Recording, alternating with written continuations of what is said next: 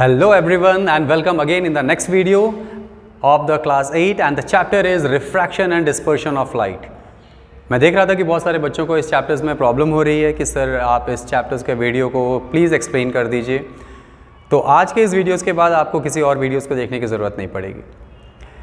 We will start the chapter 10 that is the refraction and dispersion of light. However, I have already made the video of the lenses जिसका मैं description box में आपको link दे रहा हूँ। तो बिना कोई टाइम वेस्ट किए हम लोग स्टार्ट करते हैं refraction and dispersion of light. तो हमारा जो चैप्टर्स अभी जो करना है वो है हमारा refraction and dispersion of light. तो बच्चों रिफ्रैक्शन क्या होता है? Refraction and dispersion of light. Light के बहुत सारे प्रॉपर्टीज़ होते हैं और इस लाइट के प्रॉपर्टीज़ को हम बहुत अलग अलग तरीके से डील करते हैं। In class 7 you have studied about the reflection.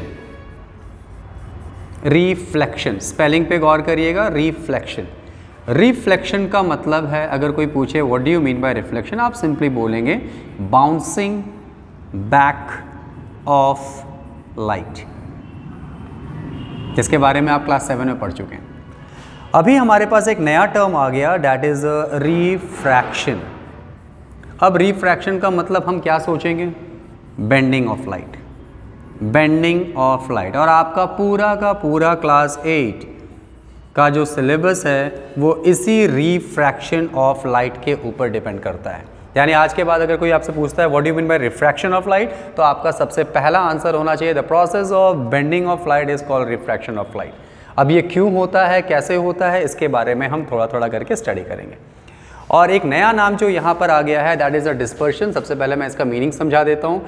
It is just about the splitting of light, splitting of white light into 7 colours, white light into 7 colours. तो एक जनरल आइडिया आपको मिल गई, वाइट लाइट इंटू 7 कलर्स। तो धीरे धीरे करके हम इन सारे बातों को स्टडी करेंगे इंटू 7 कलर्स। तो सबसे पहले हम बात करेंगे रिफ्रैक्शन ऑफ लाइट का। तो जल्दी से इसको नोट करिए ताकि हम लोग आगे बढ़ सकें। तो मुझे अब लग रहा है कि आप लोगों को ये समझ में आ गया होगा कि रिफ्रैक्शन का मतलब क्या है। बच्चों रिफ्रैक्शन का मतलब बेंडिंग ऑफ लाइट, यानी लाइट कभी जा रहा हो और वो बेंड कर जाए। सर बेंड करने के लिए क्या मुझे हाथ से बेंड करना होगा या किसी हथौड़े से बेंड करना होगा? बिल्कुल नहीं। यानी लाइट का जो बेंडिंग है वो हम फिजिकली तौर पे नहीं कर पा रहे, लेकिन ज़रूर ऐसा कोई चीज़ है जिसके मदद से हम उस लाइट को बेंड कर सकते हैं। तो इस पूरे चैप्टर में आपको 2 वर्ड्स बहुत ही खास तौर से मिलेंगे and that word is a medium, and that word is a medium. एक वर्ड मिलेगा आपको बच्चों मीडियम और दूसरा वर्ड मिलेगा आपको स्पीड ऑफ लाइट। पहले आप ऐसा समझ लीजिए, फिर हम लोग बाद में एक एक करके थोड़ी थोड़ी बात कर लेंगे। हम लोग क्या समझने की कोशिश कर रहे हैं? We are going to understand the meaning of refraction of light, refraction of light, इसके बारे में हम लोग समझने की कोशिश कर रहे हैं। तो जब भी कोई मीडियम बोलेगा हमेशा दिमाग में सोचना है about solid, liquid, gas and vacuum. और सबको मालूम है जब भी मैं सॉलिड की बात करता हूं तो आपके पास ज़रूर कुछ एक ऐसी चीज़ें जो आपने क्लास 6-7 में पढ़ी है, जो मॉलिक्यूल्स होते हैं they are closely packed.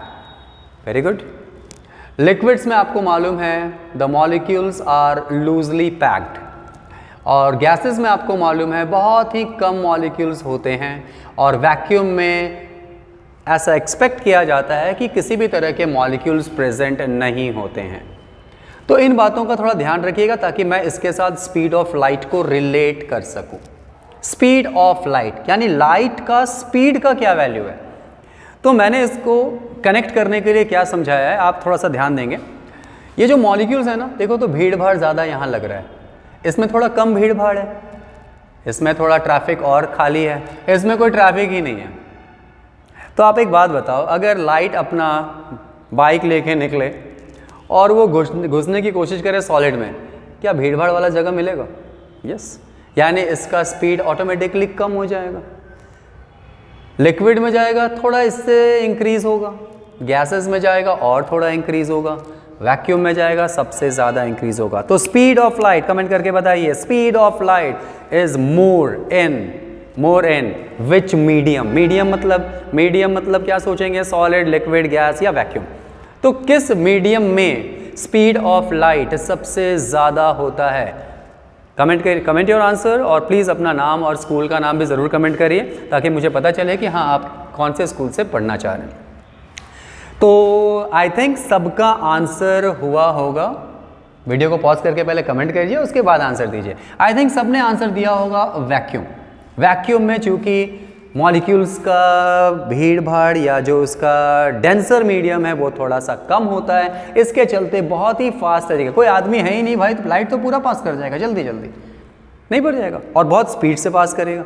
Okay, gas में जब जाएगा तो भाई थोड़ा कम ही भीड़ है, फिर भी यहाँ स्पीड जा सकता है। इसीलिए वैक्यूम और गैसेस में नियर अबाउट जो स्पीड ऑफ लाइट है, स्पीड ऑफ लाइट किस में, स्पीड ऑफ लाइट वैक्यूम में और गैसेस में, it is near about 3 × 10⁸ metre per second. 3 lakh kilometre per second के हिसाब से इसका आंसर होगा। कहाँ पे, लाइट किस जगह पे इसका स्पीड सबसे हाईएस्ट है, गैसेस में और वैक्यूम में। अब आप सोचो ना, रास्ता खाली हो और या रास्ते में 2-4 लोग हो, आपकी बाइक तो चली गई ही बहुत स्पीड में, 80-90 की स्पीड में आप चला रहे हैं, क्यों? क्योंकि रास्ते में कोई नहीं है। रास्ता मतलब मीडियम मतलब वैक्यूम, गैस, लिक्विड, सॉलिड। अगर आप ऐसी जगह पे जा रहे हैं जहाँ थोड़ा सा रश एरिया हो, यानी डेंस एरिया हो, भीड़ भाड़ वाला इलाका, उसको डेंस एरिया कहते हैं। जिसमें कोई नहीं या कुछ कम लोग हैं उसको रेयर एरिया कहते हैं। तो आपकी स्पीड ऑफ लाइट का भी यही फंडा काम करता है। कितने लोग को समझ में आ रहा है? कमेंट योर आंसर, कितनों को समझ में आ रहा है? Very nice. तो अगर आप ये बातों को समझ गए तो आपके लिए और दूसरी बातों को समझना बहुत ही इजी हो जाएगा। मैं इसको मिटा देता हूँ और अब हम लोग स्टार्ट करते हैं रिफ्रैक्शन ऑफ लाइट को समझने का पूरा प्रोसेस। एक्चुअली देखा जाए तो रिफ्रैक्शन ऑफ लाइट का जो मेन थीम है वो मैंने आपको बता दिया। यानी जब भी रिफ्रैक्शन ऑफ लाइट की बात होगी तो हम हमेशा वो फेनोमेनन की बात करते हैं जिसमें लाइट बेंड होता है। रिफ्रैक्शन का मतलब बच्चों मैंने क्या बताया? बेंडिंग ऑफ लाइट, स्टार्टिंग में ही बताया। रिफ्लेक्शन का मतलब bouncing back of light. Bouncing back कहने का मतलब अगर आप बॉल लेके किसी दीवार में मारते हैं तो वो दीवार से वापस आपके हाथों में आएगा, इसको कहते हैं बाउंसिंग बैक। यानी लाइट को भी अगर आप यहाँ से वहाँ डालेंगे और वहाँ से रिफ्लेक्ट हो गया है तो ऐसे प्रोसेस को हम कहेंगे रिफ्लेक्शन ऑफ लाइट। लेकिन रिफ्रैक्शन का मतलब क्या है? मतलब लाइट जा रहा है सीधा और अचानक बेंड हो गया, इसको कहेंगे हम रिफ्रैक्शन ऑफ लाइट। क्लियर है? समझ में आ रहा है? तो अब रिफ्रैक्शन ऑफ लाइट को मुझे डिफाइन करना है। So how can I define the refraction of light? तो ये एक फेनोमेनन है। तो मैं स्टार्ट कर रहा हूँ, ध्यान से समझिएगा, लिखता हूँ। The phenomenon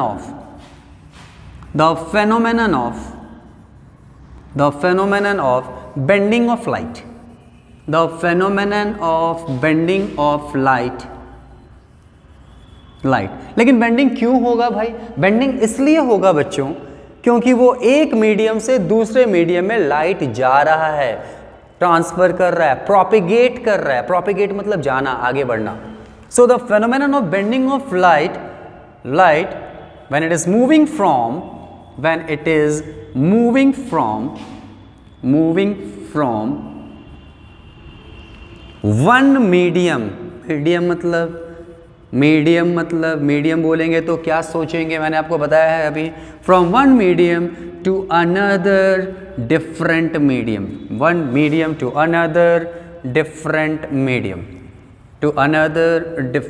medium. Is called refraction of light. कुछ याद करने की ज़रूरत नहीं, ऑटोमेटिकली ये सारी चीज़ें आपको याद हो जाएंगी। Is called refraction of light.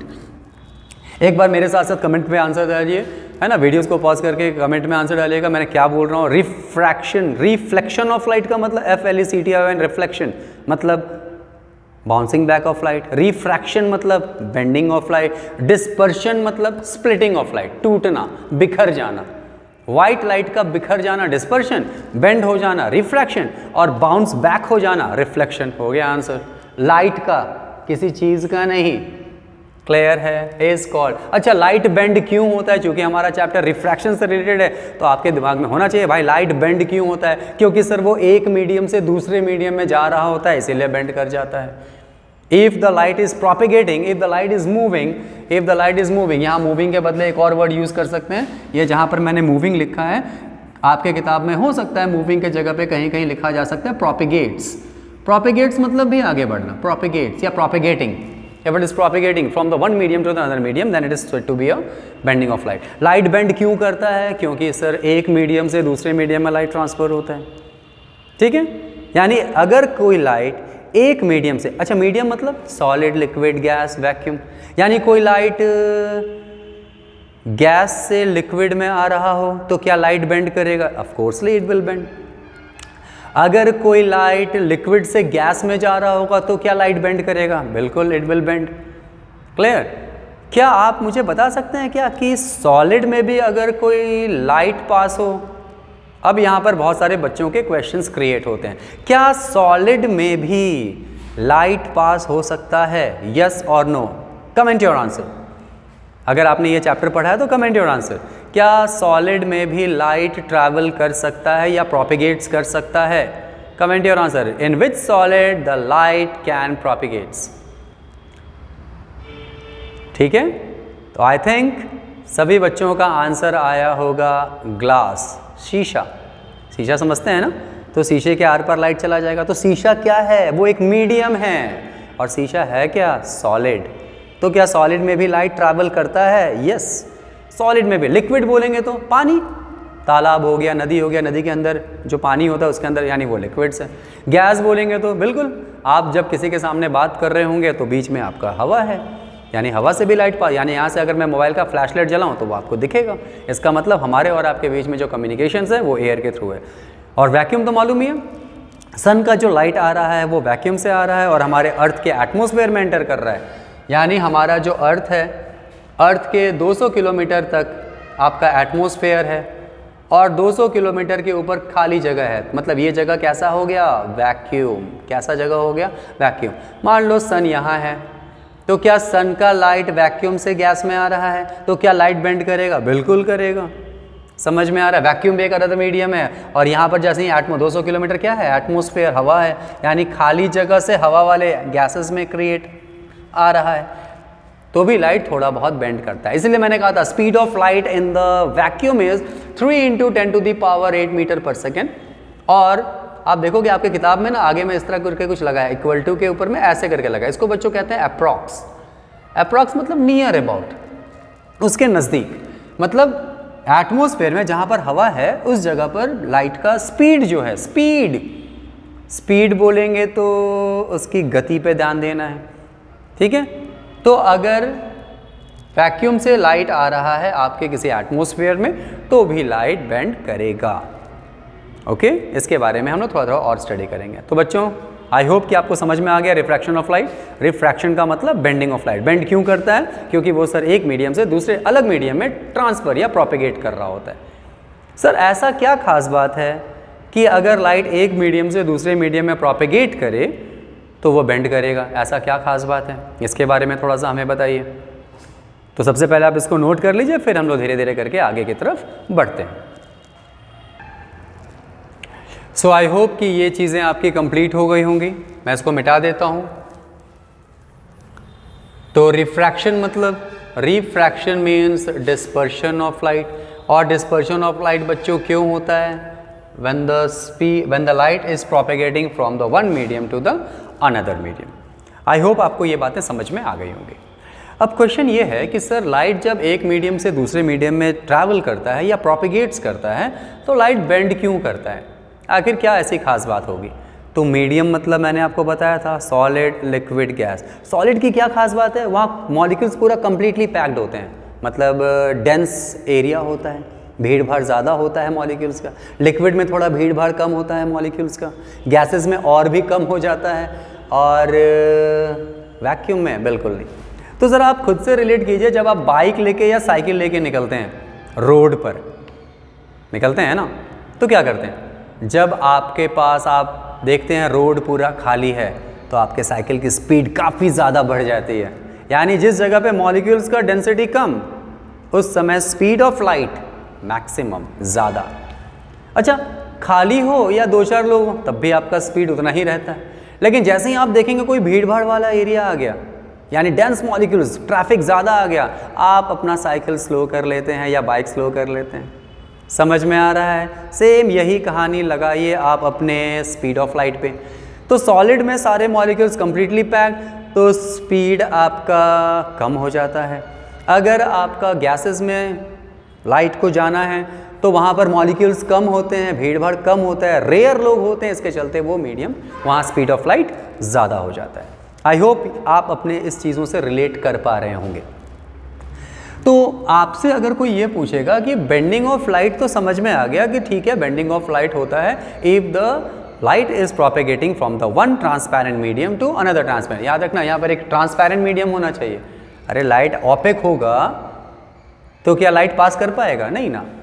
मान लो मैंने बोला लकड़ी, वुड, क्या वुड के आर पार लाइट जा पाएगा? नहीं, मुझे ग्लास ही लेना पड़ेगा, मुझे वाटर ही लेना पड़ेगा, मुझे गैस ही लेना पड़ेगा। बात समझ में आ रही है? तो it should be a transparent medium, और मीडियम मतलब वही सॉलिड लिक्विड गैस वाला ही कहानी चलेगा हमारा।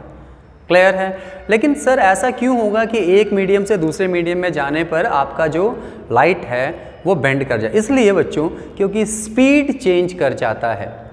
जैसे आपकी साइकिल की स्पीड भीड़ भाड़ में कम हो गई, खाली जगह पे ज़्यादा हो गई।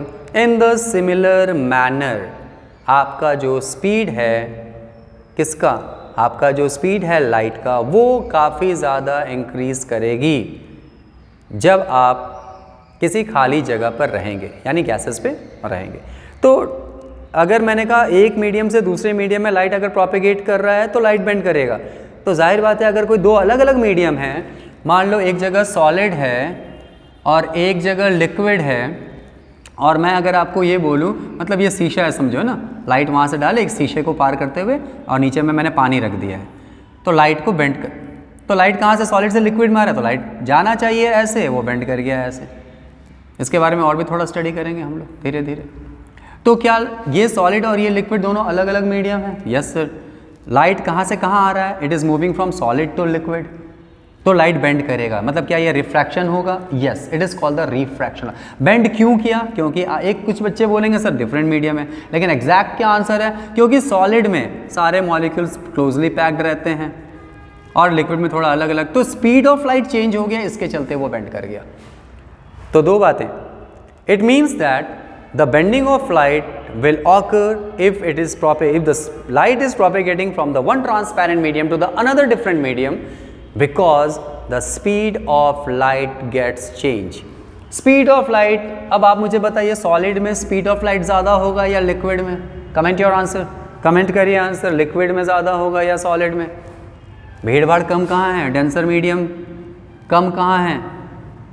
यहाँ पर कुछ लोग मॉलिक्यूल्स कम होते हैं तो लाइट फटाफट निकल जाएगा इसके मुकाबले। क्लियर है? यानी speed of light is more in liquid and it is less in solid. यहाँ धीरे धीरे लाइट पास होगा, यहाँ बहुत फास्ट पास होगा। तो क्या स्पीड ऑफ लाइट चेंज करेगा? बिल्कुल करेगा। तो अगर स्पीड ऑफ लाइट चेंज किया तो बेंडिंग होना स्वाभाविक है। It means that the refraction of light will only occurs if the speed of light gets changes. I hope आप इसको रिलेट कर पा रहे होंगे। क्लियर? चलिए अब हम लोग बात करते हैं कुछ टेक्निकल। सर ये सब तो समझ में अब आ गया, अब आप मुझे बताइए कि एग्ज़ाम में नंबर कैसे लाएं, इस चीज़ को एग्ज़ाम में कैसे पूछेगा और कौन कौन से टेक्निकल वर्ड इस बारे में हम लोगों को ध्यान देने की ज़रूरत है। So I am giving you few words जिसके बारे में आप इसको रिलेट कर सकते हैं। पहला है रिफ्रैक्शन ऑफ लाइट की बात हो रही है। अब मैंने आपको जब बोला मीडियम, फिर से देखते चलिए, मीडियम बोला तो आपने क्या सोचा? Solid, liquid, very good, comment your answer, gas and vacuum. क्या यही सब बोला? और इन सब का प्रॉपर्टीज़ मालूम ही है, मॉलिक्यूल्स क्लोजली पैक्ड, लिक्विड में थोड़ा कम और गैसेस में और भी कम और वैक्यूम में एकदम खाली रहेगा। यहाँ तक तो मालूम है। अच्छा, इसके साथ आप किस पे ध्यान देना होगा? स्पीड ऑफ लाइट पे ध्यान। तो बच्चों ये सब मीडियम है। स्पीड ऑफ लाइट को इंडिकेट करने के लिए, स्पीड ऑफ लाइट को इंडिकेट करने के लिए हम लोग एक टर्म, एक वर्ड यूज़ करते हैं and that is called optical. क्या वर्ड यूज़ करते हैं? ऑप्टिकल। यानी ऑप्टिकल जहाँ भी कोई बोलेगा तो समझो वो लाइट का ही कोई कहानी के बारे में सीन क्रिएट कर रहा है। ठीक, अब समझो सॉलिड में मॉलिक्यूल्स बहुत ही क्लोजली पैक्ड होते हैं। तो सॉलिड क्या है? अगर कोई पूछे सॉलिड क्या है, sir it is a medium. Liquid क्या है? ये भी एक मीडियम है सर। गैस क्या है? ये भी एक मीडियम है सर। वैक्यूम क्या है? ये भी एक मीडियम है सर। तो अलग अलग मीडियम्स का एक तरह का ये प्रकार है। लेकिन अब इन सब में अगर क्लासिफिकेशन करना पड़े तो मैं क्या कर सकता हूँ? तो जिस दो मीडियम में, क्योंकि आपको दो मीडियम के बारे में पढ़ना है, लाइट सॉलिड से लिक्विड में जा रहा हो, लिक्विड से गैस में, या गैस से लिक्विड में, मतलब आपको हमेशा दो के बीच में अंतर पढ़ना होगा, यानी आपको मीडियम दिया हुआ होगा। तो जिस मीडियम में स्पीड ऑफ लाइट ज़्यादा होता है उसको हम कहेंगे ऑप्टिकली रेयरर मीडियम। फॉर एक एग्जांपल एक देखते हैं। जैसे मान लो मैंने नीचे में एक बाल्टी लिया, इस बाल्टी में ये पानी लिया, ध्यान से समझिएगा, वेरी इंपॉर्टेंट, पानी लिया, ठीक है। अब मैं क्या कर रहा हूँ, अब इस बाल्टी के ऊपर में क्या है? हवा है, मतलब इस जगह पे कौन सा मीडियम हो गया? एयर। और यहाँ पर कौन सा मीडियम हो गया? वाटर। यहाँ तक क्लियर है? अब अगर मैं किसी लाइट को इसमें पास करूँ, ध्यान से समझिएगा, वेरी इंपॉर्टेंट, लाइट को हवा से पानी में ला रहा हूँ, लाइट को हवा से पानी में ला रहा हूँ, ध्यान से समझिए, वेरी इंपॉर्टेंट। तो इसको जाना चाहिए कैसा? ध्यान से समझिएगा ना, इसको जाना चाहिए कैसा? ध्यान से समझिए। सॉरी, फिर से एक बार क्रिएट कर दे रहे हैं, ठीक। तो ये लाइट अगर ये सेम मीडियम होता, ये भी एयर होता, ये भी एयर होता, तो ये स्ट्रेट लाइन जाता, ऐसे जाता। अब आप मुझे बताइए, एयर और वाटर में ये जो लाइट का स्पीड है, अगर तेज़ी से जाना हो तो हवा में तेज़ी से जाएगा या वाटर में? कैसे पहचानेंगे? सर एयर में मॉलिक्यूल्स थोड़े कम होते हैं, आदमी कम है तो बहुत फास्ट जाएगा। यहाँ पर क्या होगा? स्पीड कम हो गया, जैसे ही स्पीड कम होता है वो थोड़ा दब जाता है, थोड़ा मूव कर जाता है नॉर्मल की तरफ। पढ़े हैं ना नॉर्मल? क्लियर? इसका मतलब अब यहाँ मैं पूछूँ कौन कौन सा मीडियम दिया है, तो आप बोलेंगे सर एक एयर दिया है, एक वाटर दिया है। जिस मीडियम में स्पीड ऑफ लाइट ज़्यादा हो, एयर और वाटर में स्पीड ऑफ लाइट किस में ज़्यादा होगा? एयर में ज़्यादा होगा। तो ऐसे मीडियम को हम बोलेंगे ऑप्टिकली रेयरर मीडियम। कैसा मीडियम है ये? Optically rarer medium. यानी रेयरर कहने का मतलब कुछ लोग हैं इसमें, वही डब्बे में, वो देखो डब्बा जो बनाया गैस का, कुछ मॉलिक्यूल्स हैं। अच्छा, वाटर में थोड़ा इससे ज़्यादा होगा। तो ऐसे में जिसका स्पीड ऑफ लाइट कम हो जाए उसको हम बोलेंगे optically denser medium. Optically denser medium. कोई डेफिनेशन याद करने की ज़रूरत नहीं, आप तुरंत अपने से समझ सकते हैं। If I have to define the optically rarer medium, तो मैं कैसे डिफाइन करूंगा? क्या मैं मीडियम के बारे में बता रहा हूँ? Yes sir, the medium in which the speed of light is maximum is called optically rarer medium. Optically denser medium, the medium in which the speed of light is less is called optically denser medium। Sir हमको कैसे पता चलेगा कौन सा rare है कौन सा denser है? बिल्कुल, जो भी आपको क्वेश्चन में दिया रहेगा उसमें दो पार्ट दिया रहेगा, या तो सॉलिड दिया रहे, गैस दिया रहे, आप चेक कर लेना कौन सा। अगर मान लो मैं बोलता हूँ ग्लास, मैं बोलता हूँ वाटर, तो आप समझ में आता है वाटर मतलब लिक्विड होता है, ग्लास मतलब सॉलिड होता है। तो बताओ किसमें स्पीड ज़्यादा, किसमें स्पीड कम? स्ट्रक्चर को देखकर जो आपने पढ़ा है। क्लियर है? स्पीड ऑफ लाइट किसी भी फिजिकल क्वांटिटी में एक्सप्रेस करने के लिए, स्पीड ऑफ लाइट का मीडियम में कितना होगा इसको एक्सप्रेस करने के लिए हमारे पास एक टर्म आता है and that term is optical density. मैं इसको मिटाता हूँ, फिर से ध्यान से समझिए। I think you have noted. देखिए ध्यान से समझिएगा, वेरी इंपॉर्टेंट। देखिए, तो हमारे पास एक वर्ड आया है ऑप्टिकल डेंसिटी। Optical density. अब आप ही मुझे डेंसिटी मतलब घनत्व जिसका ज़्यादा है। आप मुझे बताइए, सॉलिड में घनत्व ज़्यादा लग रहा है, लिक्विड में ये, किस में मॉलिक्यूल ज़्यादा लग रहा है? सॉलिड में। इसका मतलब ऑप्टिकल डेंसिटी इसकी ज़्यादा है। जिसका ऑप्टिकल डेंसिटी ज़्यादा वो हो जाएगा ऑप्टिकल डेंसर मीडियम। मतलब अगर लिखा जाए higher optical density, higher denser medium, और जिसका डेंसर मीडियम ज़्यादा है तो स्पीड ऑफ लाइट कम, less speed of light. Clear है? समझ में आ रहा है? ठीक। तो ऑप्टिकल डेंसिटी क्या होता है?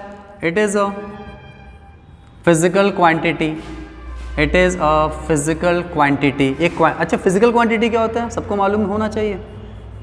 अगर कोई पूछे फिजिकल क्वांटिटी किसको कहते हैं तो क्या बोलेंगे? वो क्वांटिटी जिसको मापा जा सकता है, जैसे मास, लेंथ, टाइम, इन सबको माप सकते हैं। टाइम मेज़र कर सकते हैं ना सेकंड में, मास को केजी में, लेंथ को मीटर में। उसी तरह ऑप्टिकल डेंसिटी को भी मेज़र कर सकते हैं। ऑप्टिकल बोलेंगे तो क्या सोचेंगे? लाइट के बारे में। डेंसिटी मतलब घनत्व, किसका मॉलिक्यूल ज़्यादा, किसका मॉलिक्यूल्स कम। तो it is a physical quantity which is a indicator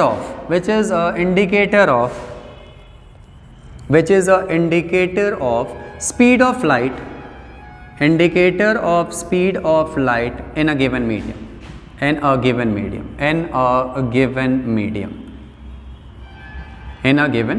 जल्दी से इसको नोट करिए,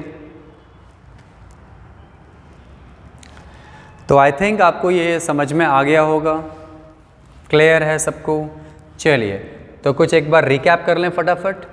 चलिए ठीक है, डेंसिटी कैसे पता लगाएंगे, पता चल गया ना। ये सब एक ट्रिक है, बाद में मत बोलिएगा सर आपने इस तरह बताया था। ऑप्टिकल डेंसिटी का नॉर्मल डेंसिटी से कोई लेना देना नहीं है, वो सिर्फ आपको याद करने का एक तरीका मैंने बता दिया ताकि आप इसको नोट कर सकें। यानी जिसका ऑप्टिकल डेंसिटी ज़्यादा, अगर मैं बोलूँगा ऑप्टिकल डेंसिटी क्या है, एक फिजिकल क्वांटिटी है। ऑप्टिकल डेंसिटी क्या है बच्चों? एक फिजिकल क्वांटिटी है। फिजिकल क्वांटिटी क्या होता है? जिसको मेज़र किया जा सके। यानी क्या? अच्छा डेंसिटी बोल रहे हैं तो कोई ना कोई मीडियम की ही बात कर रहा हूँ मैं। तो किस मीडियम में स्पीड ऑफ लाइट कितना होगा, इस बारे में इंडिकेट करने के लिए हम ऑप्टिकल डेंसिटी का यूज़ करते हैं। आपको स्पीड ऑफ लाइट नहीं याद रखना, आपको सिर्फ एयर का याद रखना है, 3 × 10⁸ metre per second, that's it, बाकी का काम हो जाएगा। तो आप बताओ, अगर 3 × 10⁸ मीटर पर सेकेंड हवा में है तो इससे कम होगा सॉलिड, लिक्विड या गैस में, या इससे ज़्यादा होगा? Comment your answer. कम होगा या ज़्यादा होगा सॉलिड में या लिक्विड में? कम होगा। क्यों? क्योंकि सॉलिड में सर डेंसर मीडियम ज़्यादा होता है। तो ये पूरे टॉपिक्स को लेके हमारे पास दो बातें सामने आ गई, ठीक है। तो मैं बता रहा हूँ, आप याद रखिए, अगर मैं बोलता हूँ हायर ऑप्टिकल डेंसिटी, मतलब किसी का ऑप्टिकल डेंसिटी ज़्यादा हो, अगर ऑप्टिकल डेंसिटी बच्चों किसी का ज़्यादा हो तो वो कैसा मीडियम होगा? Optical denser medium. डेंसर मतलब हम क्या सोचेंगे बच्चों? मतलब उसमें मॉलिक्यूल्स जो होगा ना वो क्लोजली पैक्ड होगा, कुछ इस तरह। अच्छा क्लोजली पैक्ड नहीं, लिक्विड भी हो सकता है क्या? गैस भी हो सकता है, ध्यान से समझिए, अलग अलग चीज़ें भी हो सकती हैं। मतलब आपको ये देखना है कि कौन सा दो मीडियम आपको दिया गया है, इस बात का ध्यान देना है। क्लियर? जैसे मान लो, अच्छा ठीक है, पहले इसको समझ लेते हैं। ऑप्टिकल डेंसर में, अच्छा ऑप्टिकल डेंसर मीडियम मतलब उसमें ज़्यादा मॉलिक्यूल्स प्रेजेंट है, ज़्यादा भीड़ भाड़ है। अच्छा भीड़ भाड़ ज़्यादा तो स्पीड कैसा होगा? कम होगा या ज़्यादा होगा? ट्रैफिक ज़्यादा हो जाए तो आपका साइकिल का या बाइक का स्पीड कैसा होगा? ज़्यादा या कम? कम होगा। तो स्पीड यहाँ किसका बताना है? लाइट का, क्योंकि दो ही टॉपिक के ऊपर बात हो रही है, मीडियम और स्पीड ऑफ लाइट। तो यहाँ लिखेंगे less speed of light. Clear? Less speed of light. और दूसरी बात ध्यान दीजिए, अगर मैं बोलता हूँ हायर का उल्टा, लोअर ऑप्टिकल डेंसिटी,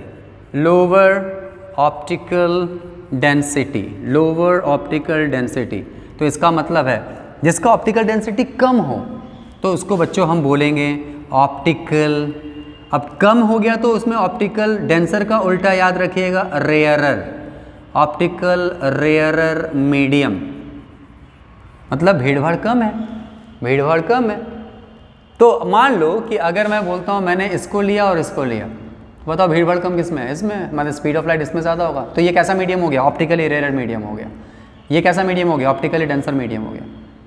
क्लियर है? अच्छा मैंने इसको लिया और इसको लिया, इन दोनों को कंपेयर किया, मतलब ये लिक्विड को कंपेयर किया और ये गैस को कंपेयर किया। अब बताओ इसमें से ऑप्टिकल डेंसर मीडियम कौन है?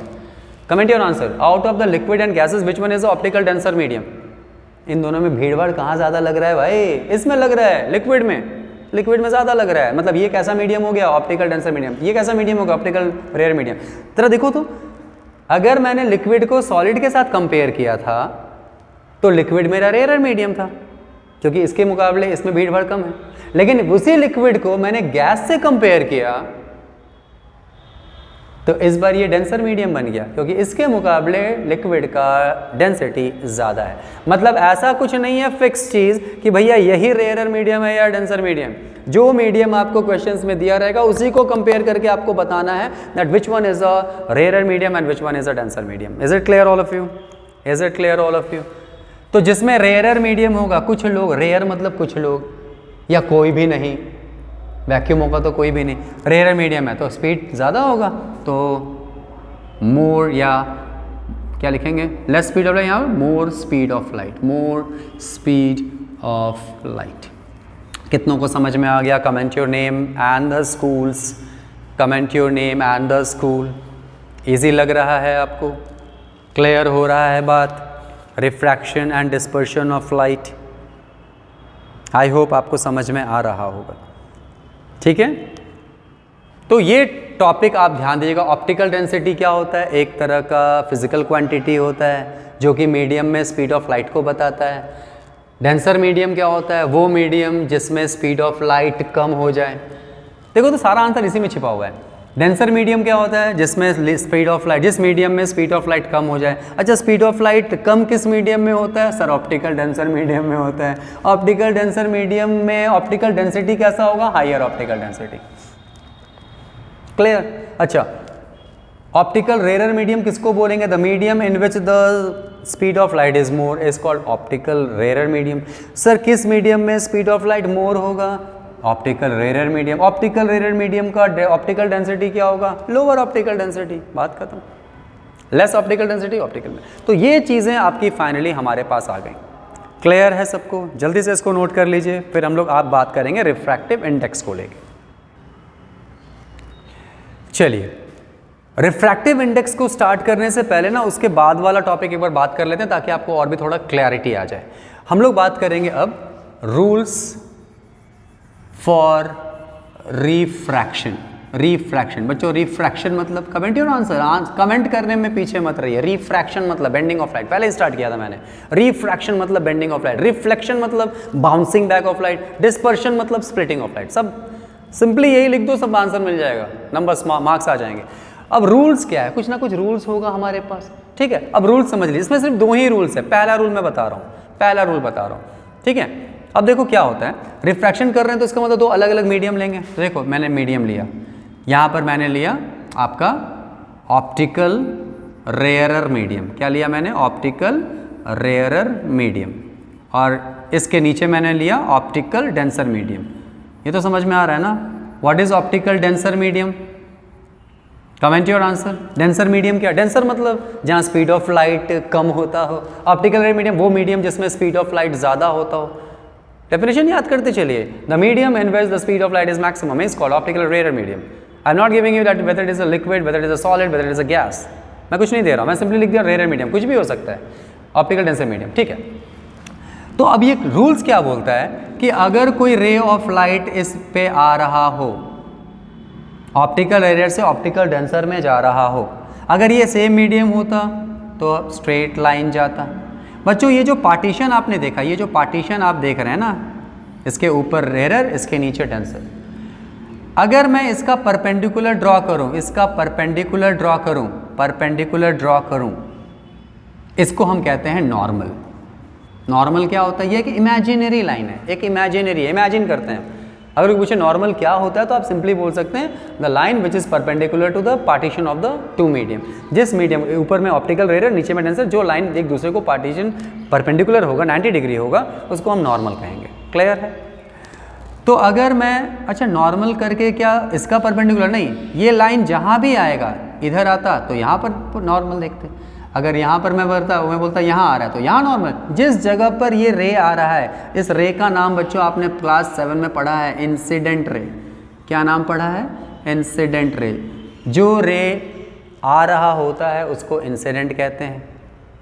और आगे जाकर, अच्छा अगर ये दोनों सेम मीडियम होता तो स्ट्रेट जाता, मगर अगर ऑप्टिकल रेयर से डेंसर में आ रहा है तो स्पीड ऑफ लाइट ज़्यादा यहाँ था, रेयर में स्पीड ऑफ लाइट ज़्यादा होगा, डेंसर में कम। तो स्पीड ऑफ लाइट के कम हो जाने से ये अपना साइड पकड़ लेगा और वो साइड होगा नॉर्मल। मतलब जो रे ऑफ लाइट इधर जाना चाहिए था, अब वो दब के इधर आ गया, मतलब इधर शिफ्ट हो गया टुवर्ड्स द नॉर्मल। यही है पहला रूल। मतलब लिख सकते हैं, क्या लिखा मैंने, when a light is moving from, when a light propagates from, propagates मतलब समझ में आ गया, आगे बढ़ना, when a light propagates from optical rarer medium, optical rarer medium to optical denser medium, optical rarer medium to optical denser medium, मतलब अगर कोई ray of light optical rare medium से ऑप्टिकल डेंसर मीडियम में आता है, then it bends towards क्या normal की तरफ आ गया, टूवर्ड्स मतलब इसकी तरफ जाना चाहिए था, ऐसे इधर आ गया, मतलब ये नॉर्मल की तरफ आ गया, यहाँ भी नॉर्मल है नीचे भी नॉर्मल, तो इस तरफ आ गया, तो बेंड टूवर्ड्स नॉर्मल। अब ज़रा सोचो कि अगर रे ऑफ लाइट डेंसर से मतलब इधर से इधर जाता तो ये और दूर चला, अवे फ्रॉम नॉर्मल, यही तो 2 लॉज है। यानी रेयर मीडियम से डेंसर मीडियम की तरफ कोई रे ऑफ लाइट आएगा तो नॉर्मल की तरफ आ जाएगा, डेंसर मीडियम से रेयर की तरफ जाए तो अवे फ्रॉम नॉर्मल। टुवर्ड्स का उल्टा क्या होता है, अवे। हो गया आंसर। यही 2 रूल्स है। सेकंड रूल्स में भी आप चेक कर लीजिए, उसमें आपको ध्यान देना होगा, ये डेंसर मीडियम ऊपर कर दिया होगा और ये नीचे कर दिया होगा। पहला रूल्स नोट कीजिए, फिर हम सेकंड रूल्स के ऊपर बात करते हैं जल्दी।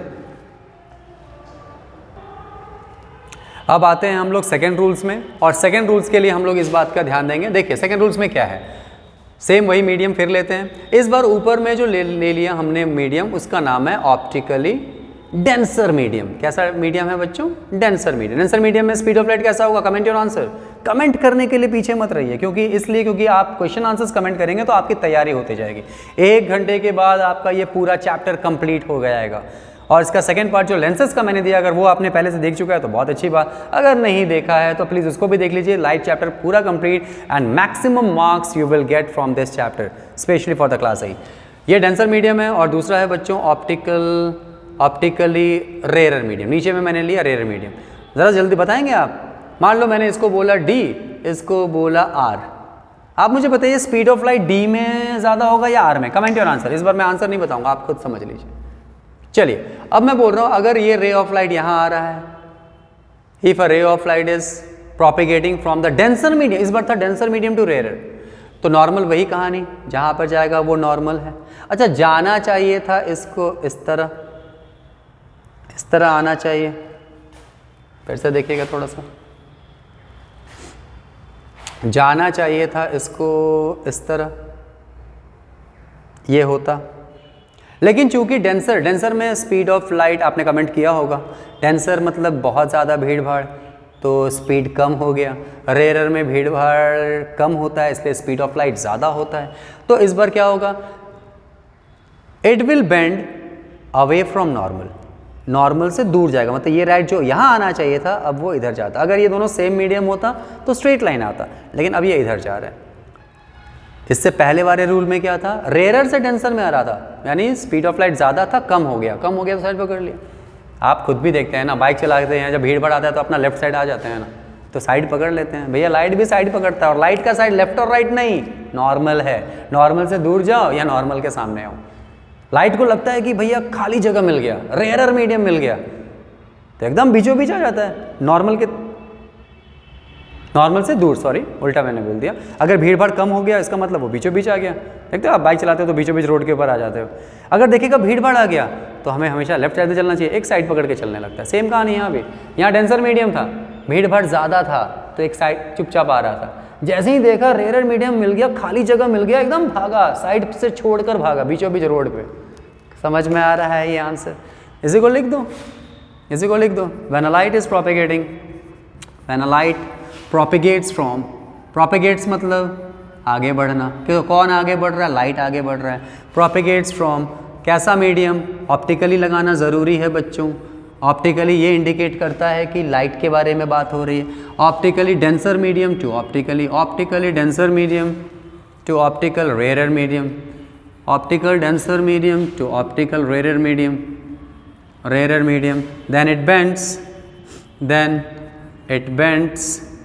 then it bends towards the normal या away from normal, bends away from normal, then it bends away from normal। Clear है सबको? ठीक है।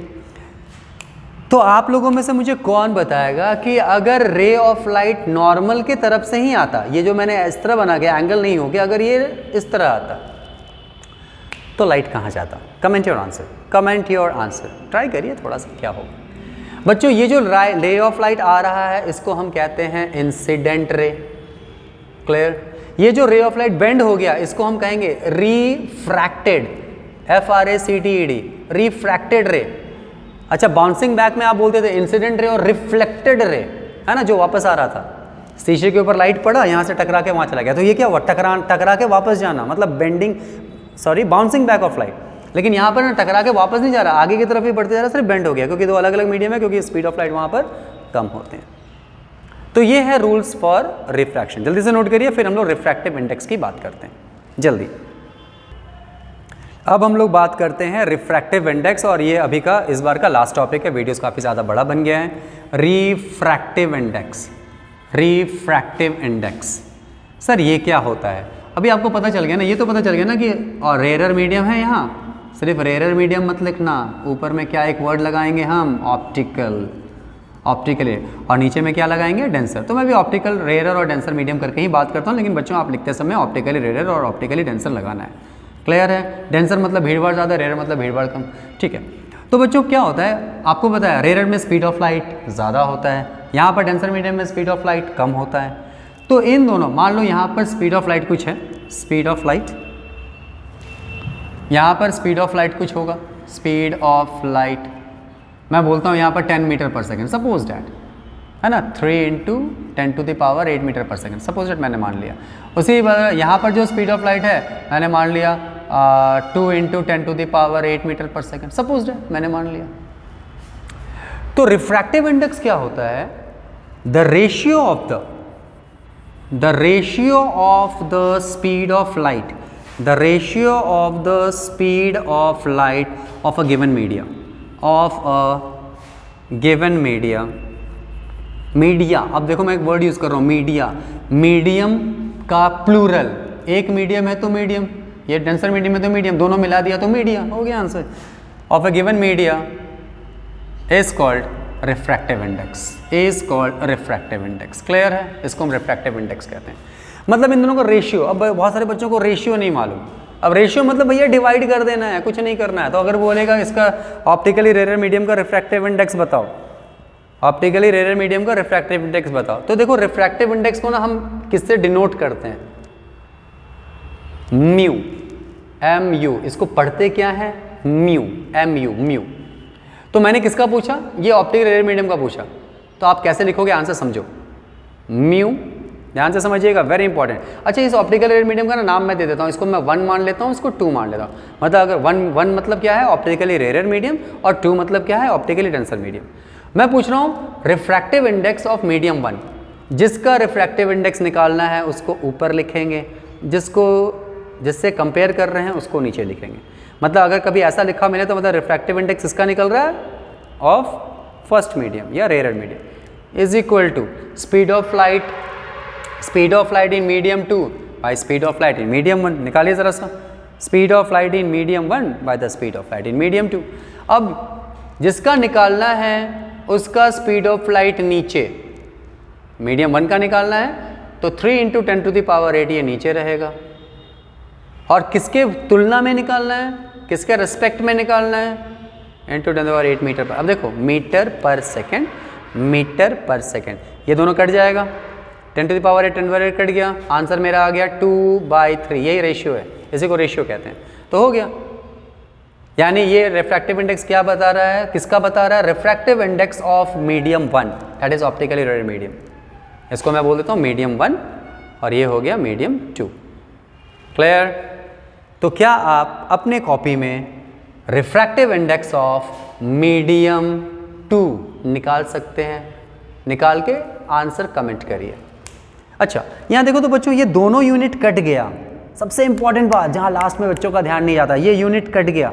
कट गया मतलब 0? हाँ, 0 नहीं 1। कटना मतलब 0 नहीं होता, 1 होता है। ये कट गया, ये कट गया, 1 बचा। मतलब रिफ्रैक्टिव इंडेक्स का कोई यूनिट नहीं। मान लो अगर मैं 2/3 करके कोई आंसर निकाला, डिवाइड करूँ 3, 2, है ना, कितना 0 बैठाओ, 0.3618 2, मतलब 0.67 मान लेते हैं। इसका आंसर आ गया, इसका आंसर आ गया 0.67। क्या मैं यहाँ कोई यूनिट लगाऊंगा? ना। It is refractive index is a dimensionless quantity, dimensionless, exam में आ सकता है, वेरी इंपॉर्टेंट, डायमेंशनलेस क्वांटिटी लिख लो एक वर्ड बना के। डायमेंशनलेस को ही हम बोलते हैं यूनिटलेस क्वांटिटी। मतलब अगर कोई पूछेगा, कभी कभी टीचर्स ना आप लोगों को थोड़ा, आप लोगों का टेस्ट करने के लिए पूछ देते हैं, अच्छा बताओ रिफ्रैक्टिव इंडेक्स का यूनिट क्या है, तो सब परेशान, रिफ्रैक्टिव इंडेक्स स्पीड मीटर पर सेकंड दिमाग में चल रहा होता है। भैया दोनों कट गया, रेशियो है, रेशियो में कट गया दोनों, मतलब कोई यूनिट नहीं होता, यूनिटलेस होता है। सिंपली आंसर मैग्नीट्यूड लिखिए, नंबर लिखिए और उसका आंसर लेके आ जाइए। क्लियर है? समझ में आ रहा है? So this is all about the first part of the refraction of light. Dispersion of light के लिए मैं वीडियोस अलग से बनाऊंगा, आप पहले देख लीजिए कहीं आपको ये चीज़ें समझ में आ रही हैं या नहीं। इसका सेकंड पार्ट का जो लिंक है लेंसेज का, वो लिंक मैं आपको सप्लाई कर दूंगा आपके डिस्क्रिप्शन बॉक्स में। आई होप ये सारी चीज़ें आपको अच्छे से समझ में आ रही होंगी और आपके एग्जाम्स बहुत ही सामने आ गए हैं। Please try to focus on your exams and try to secure more and more marks. तब तक ऑल द बेस्ट और पढ़ाई करते रहिए। Thank you.